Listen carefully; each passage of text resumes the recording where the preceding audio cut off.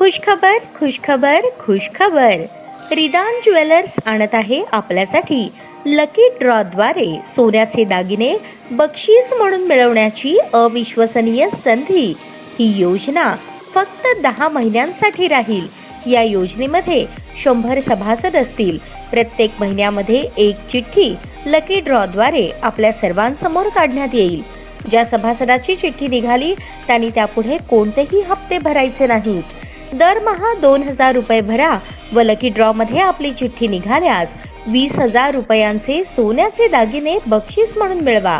दरमहा 3000 रुपये भरा व लकी ड्रॉ मध्ये आपली चिठ्ठी निघाल्यास 30,000 रुपयांचे सोन्याचे दागिने बक्षीस म्हणून मिळवा. दरमहा 5000 रुपये भरा आणि लकी ड्रॉ मध्ये आपली चिठ्ठी निघाल्यास 50,000 रुपयांचे सोन्याचे दागिने बक्षीस म्हणून मिळवा. दरमहा 10,000 रुपये भरा व लकी ड्रॉ मध्ये आपली चिठ्ठी निघाल्यास 1,00,000 रुपयांचे सोन्याचे दागिने बक्षीस म्हणून मिळवा. सर्व दागिने 20 व 22 कॅरेट शुद्धतेच्या हमीचे व हॉलमार्क शिक्क्यासहित देण्यात येतील. आजच आपली नाव नोंदणी करून लाभ मिळवा. आमचा पत्ता रिदान ज्वेलर्स, चांदणी चौक, फॉरेस्ट, सोलापूर. संपर्क शाबाज हुंडेकरी 86 248 780 06. जाकीर शेख 74 99 10 12 86. नियम व अटी लागू.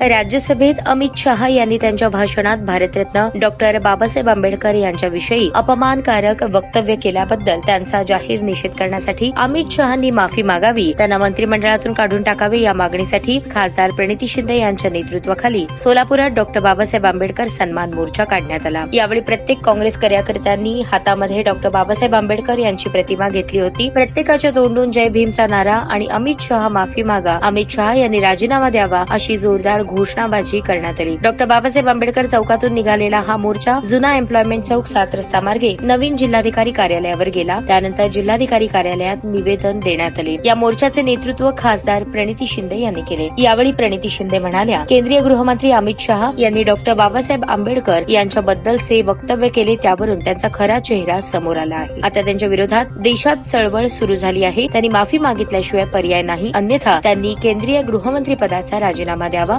तोपर्यंत काँग्रेस गप्प बसणार नाही. मोर्चात शहराध्यक्ष चेतन नरोटे, माजी महापौर संजय हेमगड्डी, माजी स्थायी समिती सभापती रियाज हुंडेकरी, माजी नगरसेवक विनोद भोसले, सेवादल यंग ब्रिगेडचे अध्यक्ष सुदीप साकोते, माजी नगरसेविका श्रीदेवी फुलारे, माजी नगरसेवक प्रवीण निकाळजे, मधुकर आठवले, अशफाक बळोरगी, गणेश डोंगरे, महिला शहराध्यक्ष प्रमिला तुपलवंडे, आशा मेहते, वाहिद विजापुरे, संतोष सोनवणे, जितू वाडेकर, तिरुपती परकीपंडला, भीमाशंकर टेकाळे, केशव इंगळे, संजय गायकवाड, सुभाष वाघमारे यांच्यासह काँग्रेसचे कार्यकर्ते मोठ्या संख्येने सहभागी झाले होते. ताज्या बातम्या पाहण्यासाठी प्राईम महाराष्ट्र न्यूज चॅनलला सबस्क्राईब करा.